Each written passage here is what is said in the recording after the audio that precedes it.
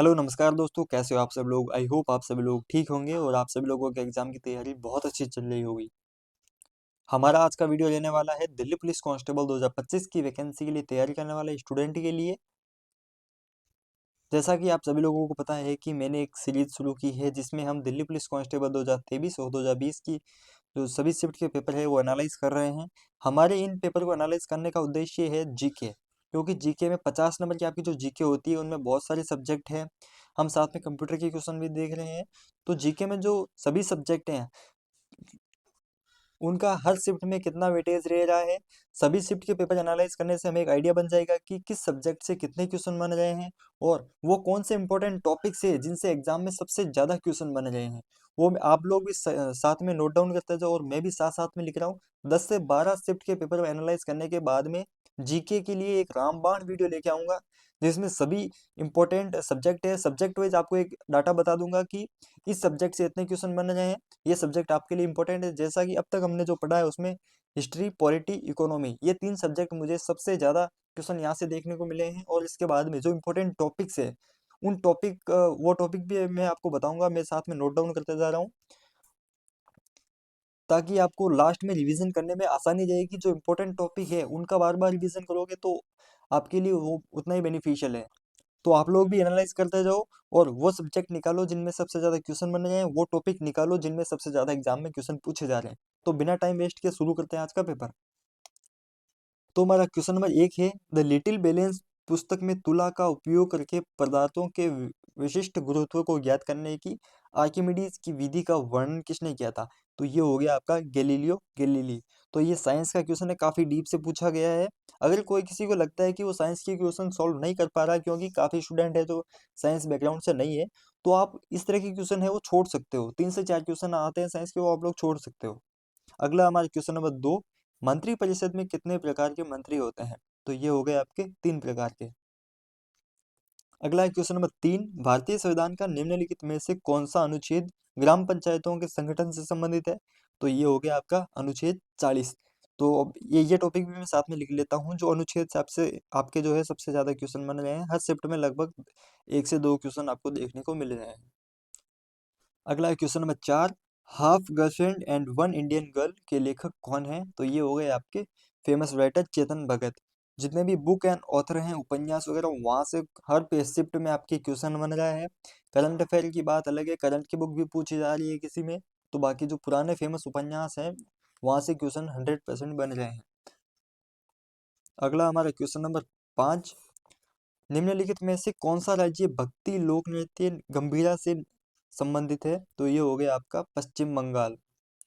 अब जैसे इसमें आर्ट एंड कल्चर का ये टॉपिक बन गया, राज्य और लोक नृत्य, वहाँ की जो लोक नृत्य शैली है वहाँ से हर शिफ्ट में ये क्वेश्चन देखने को मिला है। तो हम ये टॉपिक भी साथ में लिख लेते हैं। अगला हमारा क्वेश्चन नंबर 6, फुगड़ी नृत्य आमतौर पर निम्नलिखित में से किस त्योहार के दौरान किया जाता है। तो ये हो गया आपका गणेश चतुर्थी। अगला हमारा क्वेश्चन नंबर 7, निम्नलिखित में से कौन सा मुख्य कैंसर का प्रेरक कारक है। तो ऑप्शन के अनुसार इसमें आपका तंबाकू राइट आंसर है। ये इस तरह के क्वेश्चन है वो कॉमन सेंस के हैं। अगला क्वेश्चन नंबर 8, बेटी बचाओ बेटी पढ़ाओ योजना भारत सरकार का एक अभियान है जो भारत में जागरूकता पैदा करने और किन के लिए लक्षित कल्याण सेवाओं की दक्षता में सुधार सुधार करने के लिए स्थापित किया गया है। तो ये आपका बेटी बचाओ बेटी पढ़ाओ अभियान है, ये आपका ऑब्वियसली लड़कियों के लिए है। अगला हमारा क्वेश्चन नंबर 9, 7वीं शताब्दी ईस्वी में कन्नौज के शासक हर्षवर्धन निम्नलिखित में से किस राजवंश के राजा थे। तो कन्नौज के शासक हर्षवर्धन का संबंध है वो आपके हो गया पुष्यभूति से। अगला हमारा क्वेश्चन नंबर 10, मध्यमंडल मेसोस्फीयर की सीमा क्या है। ये हो गया आपका 50 से 80 किलोमीटर। अगला क्वेश्चन नंबर 11, श्री नारायण गुरु जो एजावा जाति के थे ने आधुनिक राज्य में अपने सामाजिक सुधार आंदोलन की शुरुआत की थी। तो इनका संबंध हो गया आपका केरला से। अब जो ये क्वेश्चन नंबर 11 है, इसमें जो आपके जितने भी प्रसिद्ध ये व्यक्तित्व है वो सारे आपको पढ़ने हैं। लुसेंट की बुक में मिल जाएंगे या किसी भी अगर कोई कोचिंग वगैरह में जाते हो तो वहां से इसके नोट्स वगैरह ले लो, या फिर यूट्यूब में भी इसका खूब मटेरियल मिल जाएगा। जितने भी प्रसिद्ध व्यक्तित्व है वो सारे पढ़ लो। अगला क्वेश्चन नंबर 12, निम्नलिखित में से कौन सा मौलिक कर्तव्य नहीं है। तो इसमें आपको ऑप्शन के अनुसार पता चल जाएगा। इसमें ऑप्शन नंबर 3 राइट आंसर है, बाकी सारे आपके मौलिक कर्तव्य हैं। अगला हमारा क्वेश्चन नंबर 13 है, भारत में किस राज्य में यंग मेंस क्रिश्चियन एसोसिएशन ने पहली बार बास्केटबॉल की शुरुआत की थी? तो ये हो गया आपका कोलकाता में। अगला हमारा क्वेश्चन नंबर 14, 1991 में नई आर्थिक नीतियों के तहत आर्थिक नीतियों के उदारीकरण के बाद निम्नलिखित में से क्या नहीं हुआ था? तो ये हो गया आपका ऑप्शन के अनुसार ऑप्शन नंबर 3 राइट आंसर है। और बाकी जो 3 ऑप्शन है इस नीति में है वो विश्व व्यापार में निर्यात में भारत की हिस्सेदारी में वृद्धि हुई थी, प्रत्यक्ष विदेश निवेश में अंतर्वाह में वृद्धि हुई, भारत के विदेशी मुद्रा भंडार में उल्लेखनीय वृद्धि हुई थी। अगला हमारा क्वेश्चन है क्वेश्चन नंबर 15, मुर्शद अली एक प्रसिद्ध वादक थे। ये तो मुर्शद अली का संबंध ये हो गया आपका सारंगी से। तो जितने भी कलाकार है ना, एक कलाकार और ये जितने भी वादक, ये इंपॉर्टेंट है। लास्ट में वीडियो के एंड में मैं आपको एक बार बता दूंगा, वापस से रिपीट कर दूंगा इन चीज़ों को। उन चीज़ों को आप साइड में अपने लिख लेना। अगला हमारा क्वेश्चन नंबर 16, नाबार्ड के संबंध में निम्नलिखित में से कौन सा कथन सत्य है? तो इसमें ऑप्शन नंबर इसमें 1 नंबर है, नाबार्ड का गठन शिवरामन समिति की अनुशंसा पर किया गया था, तो राइट है। और नाबार्ड 1980 में अस्तित्व में आई थी, तो राइट है। और अगला है आपका, इसे 100 करोड़ की प्रारंभिक पूंजी के साथ स्थापित किया गया था। तो उसमें जो नाबार्ड 1980 में नहीं, ये 1982 में अस्तित्व में आया था। तो इसमें आपका जो केवल 1 और 4 3 सही है। बाकी जो नाबार्ड है 1982 में अस्तित्व में आया था। अगला हमारा क्वेश्चन नंबर 17, नोंगक्रेम और लाहो निम्नलिखित में से किस राज्य के लोकप्रिय नृत्य है? तो ये हो गया आपका मेघालय का। हर शिफ्ट में आपका एक नृत्य से जुड़ा हुआ क्वेश्चन है वो पूछ रहे हैं, तो सभी स्टेट के ये याद कर लेना। अगला क्वेश्चन नंबर 18, 1824 में जेम्स प्रिंसेप ने भारत के किस शहर में जनगणना की थी? तो ये हो गया आपका इलाहाबाद। तो ये कुछ स्टेटी के क्वेश्चन हैं जो हमें याद रखने चाहिए। अगला हमारा क्वेश्चन नंबर 19, भूविज्ञान की वह शाखा क्या कहलाती है जो ये पता लगाती है कि पृथ्वी के आंतरिक भाग में बलों की प्रतिक्रिया में सेलों में किस प्रकार परिवर्तन होता है? तो ये हो गया आपका संरचनात्मक भूविज्ञान। अगला हमारा क्वेश्चन नंबर 20, प्रत्येक स्वतंत्रता दिवस पर भारत प्रधानमंत्री द्वारा राष्ट्रीय ध्वज कहाँ फहराया जाता है? तो 15 अगस्त को हमेशा लाल किले पर है, जैसा कि आप सभी को पता है। अगला हमारा क्वेश्चन नंबर 21, प्रत्येक कबड्डी मैच की देखरेख के लिए कितने अधिकारी होते हैं? तो ये हो गया आपका 6। अगला क्वेश्चन नंबर 22, कांग्रेस ने 1929 में किस स्थान पर अपने अधिवेशन में पूर्ण स्वराज के प्रस्ताव की घोषणा की थी? तो ये हो गया आपका लाहौर। क्वेश्चन नंबर 23 है अगला, जीव जंतुओं का 5 जगत वर्गीकरण सबसे पहले किसके द्वारा प्रस्तावित किया गया था? तो ये हो गया आपका R.H. विटेकर। अगला हमारा क्वेश्चन नंबर 34, मोहम्मद बिन तुगलक ने इब्न बतूता को दिल्ली में किस पद पे नियुक्त किया गया था? तो ये हो गया आपका काजी। वैसे जो मोहम्मद बिन तुगलक है, एक चीज सारे शिफ्ट में हमने एक चीज देखी है, मोहम्मद बिन तुगलक से एक क्वेश्चन है वो एग्जाम्स में बन रहा है। तो मोहम्मद बिन तुगलक का शासनकाल है, वहां से सारे क्वेश्चन निकाल लो, उसको एक बार अच्छे से पढ़ लो। अगला हमारा क्वेश्चन नंबर 25, निम्नलिखित में से कौन सी हरित क्रांति की एक अनिवार्य विशेषता है?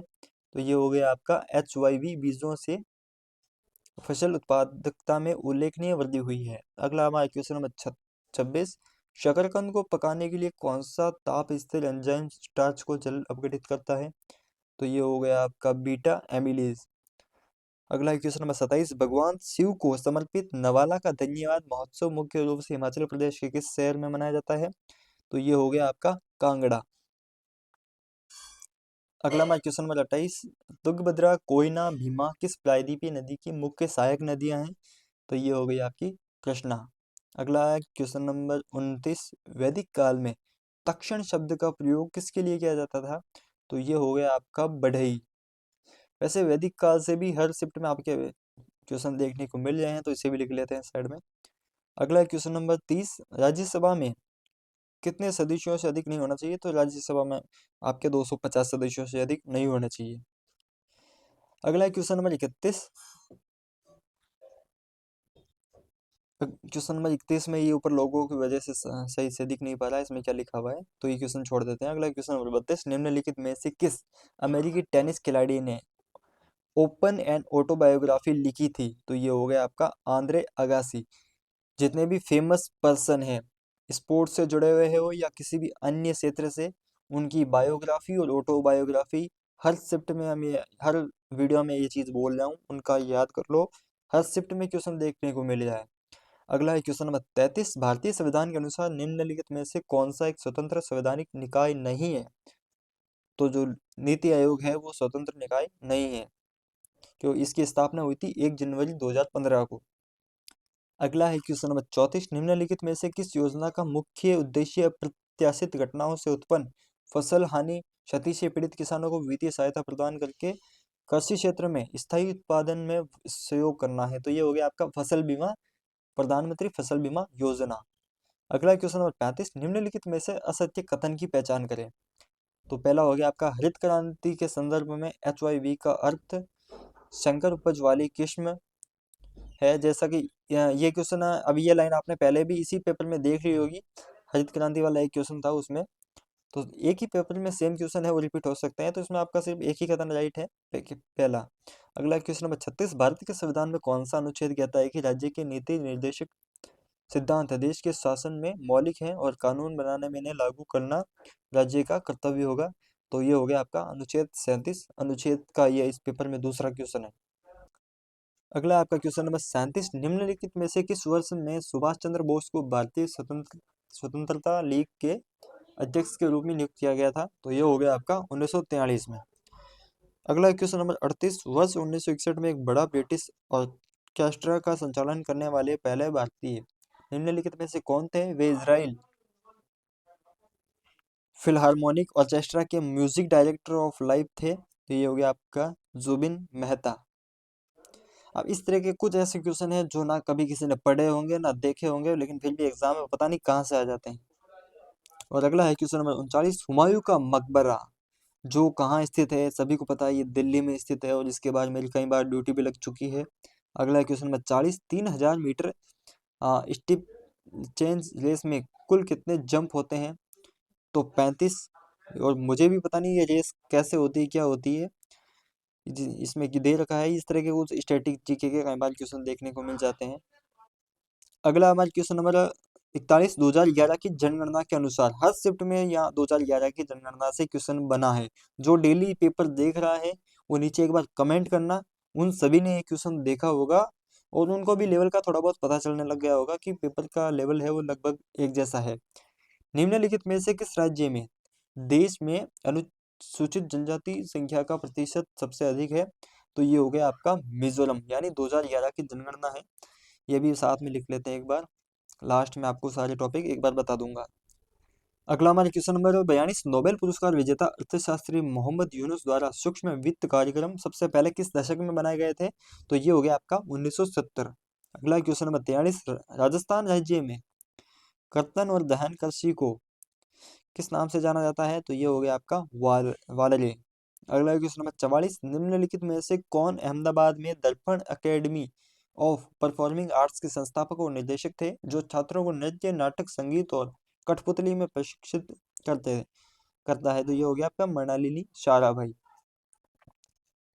अगला है हमारा question number 45। Birsa Munda hockey stadium कहाँ स्थित है? तो बिरसा मुंडा का संबंध आपका उड़ीसा से है, तो ये आप इसमें हो गया आपका राइट आंसर ऑप्शन नंबर 3। अगला क्वेश्चन नंबर 46। वेल्लोर में सिपाही विद्रोह किस वर्ष शुरू हुआ था? तो ये हो गया आपका 1806। अगला क्वेश्चन नंबर 47। हर्मिका एक बौद्ध रेलिंग है जिसमें से एक सेप्ट निकलता है और शाही छतरी को टेक प्रदान करता है। ये हो गया आपका चौकोर। अगला है क्वेश्चन नंबर 48। सुल्तान मोहम्मद बिन तुगलक, ये हमने पहले भी बोला है और ये टॉपिक मैंने साइड में लिख लिया है। मोहम्मद बिन तुगलक का शासनकाल है, बहुत इंपॉर्टेंट है।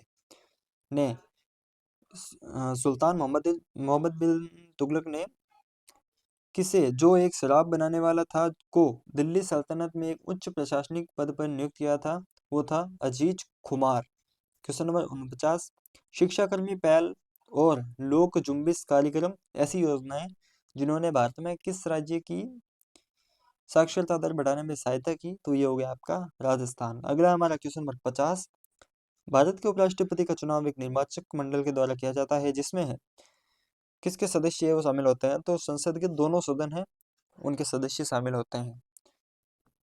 अब एक बार हम जीके के सभी इंपॉर्टेंट टॉपिक की बात कर लेते हैं, जिसमें सबसे पहला टॉपिक है अनुच्छेद का, और अगला है बुक एंड ऑथर का, जिसमें बायोग्राफी और ऑटोबायोग्राफी सबसे इम्पोर्टेंट है। और अगला हमारा हो गया राज्य और नृत्य से संबंधित। और अगला हो गया जितने भी फेमस जो आर्टिस्ट हैं, और तो कोई वादक हो गया, संगीत वादक हैं, वो है। इसके अलावा जितने भी ये मतलब स्टेट और नृत्य, किसी स्टेट का नृत्य फेमस है तो उनके जो कलाकार वहाँ के फेमस है वो याद रखने हैं। और अगला मोहम्मद बिन तुगलक का शासनकाल है वो। इसके अलावा वैदिक काल और बुक एंड ऑथर जितने भी हैं वो अच्छे से देखना है। इसके अलावा 2011 की जनगणना है, वहाँ से बहुत अच्छे क्वेश्चन बन रहे हैं। तो अब हम एक बार जो कंप्यूटर के क्वेश्चन है वो भी, हमारा क्वेश्चन नंबर 1 है, एम एस एक्सेल 365 में कौन सा विकल्प आपको एक साथ कई कॉलमों के आधार पर डेटा सॉर्ट करने की अनुमति देता है? तो ये हो गया आपका कस्टम सॉर्ट। अगला क्वेश्चन नंबर 2, माइक्रोसॉफ्ट वर्ड 365 में सेंटर अलाइन टेक्स्ट अलाइनमेंट विकल्प का उद्देश्य क्या होता है? ये टेक्स्ट को मार्जिन के बीच क्षैतिज रूप में सेंटर में करता है। अगला question number 3, M S Excel 365 में आप किसी पंक्ति या स्तंभ को कैसे डिलीट कर सकते हैं? तो पंक्ति या स्तंभ पर राइट क्लिक करें और अपने कॉन्टेक्स्ट मेन्यू में डिलीट चुनें। अगला हमारा क्वेश्चन नंबर 4, निम्नलिखित में से कौन सा डिवाइस आमतौर पर लोकल एरिया नेटवर्क के भीतर कई कंप्यूटर को जोड़ने के लिए उपयोग किया जाता है? तो और केवल अभिप्रेत डिवाइस पर डेटा भेजकर डेटा ट्रैफिक को कुशलतापूर्वक प्रबंधित करता है? तो ये हो गया आपका स्विच। वैसे कंप्यूटर का जो ये पेपर है वो एक एवरेज से हार्ड क्वेश्चन मान सकते हैं, एवरेज पेपर इसे मान सकते हैं। अगला question number 5, M S Word 365 में रिबन पर निम्नलिखित में से कौन सा टैब फॉन्ट स्टाइल और साइज जैसे टेक्स्ट फॉर्मेटिंग के विकल्प प्रदान करता है? तो ये हो गया आपका होम पेज। अगला हमारा क्वेश्चन अच्छा है, एम एस वर्ड 365 में आप माइक्रोसॉफ्ट वर्ड में वर्तनी और व्याकरण जांच के जो फीचर है उनको कैसे एक्सेस कर सकते हैं? तो उसमें आप जो ऑप्शन नंबर 3 है, रिव्यू टैब पर जाना है, स्पेलिंग और ग्रामर पर क्लिक करना। अगला question number 7, M S Excel 365 में कौन सा सेल रेफरेंस प्रकार किसी फॉर्मूले को कॉपी करने और किसी अन्य सेल में पेस्ट करने के बाद फॉर्मूले में सेल रेफरेंस के नए स्थान को रिफ्लेक्ट करने की अनुमति देता है? तो ये हो गया आपका चौथा, रिलेटिव सेल रेफरेंस। अगला हमारा question number 8, M S Word 365 में आप सेव एज फंक्शन को कैसे एक्सेस करते हैं? तो ये हो गया आपको फाइल टैब में जाके सेव एज को सेलेक्ट करना। बाकी ऐसे इजी क्वेश्चन है, एवरेज पेपर है, क्योंकि काफ़ी क्वेश्चन है वो। अब आजकल क्या है, सब लोगों के पास लैपटॉप वगैरह है तो सब चीज़ें जानते हैं। अगला हमारा क्वेश्चन है question number 9, M S Word 365 में मेन्यू बार में हेल्प टैब खोलने के लिए निम्नलिखित में से किस शॉर्टकट कुंजी का उपयोग किया जाता है? तो ये हो गया आपका F1। अगला आपका लास्ट क्वेश्चन, निम्नलिखित में से कौन से प्रतीक का उपयोग किसी ईमेल के उपयोगकर्ता नाम और ईमेल सर्वर के भागों को अलग करने के लिए किया जाता है? तो जैसा कि आप सभी को पता है, आप सभी लोग ईमेल है वो यूज़ करते हो, तो उसमें जो ये साइन आप लगाते ही हो @ ऑप्शन नंबर 4 राइट आंसर है। तो दोस्तों मिलते हैं अगली शिफ्ट का पेपर हम लेके आएंगे बहुत जल्द। तब तक के लिए गुड बाय।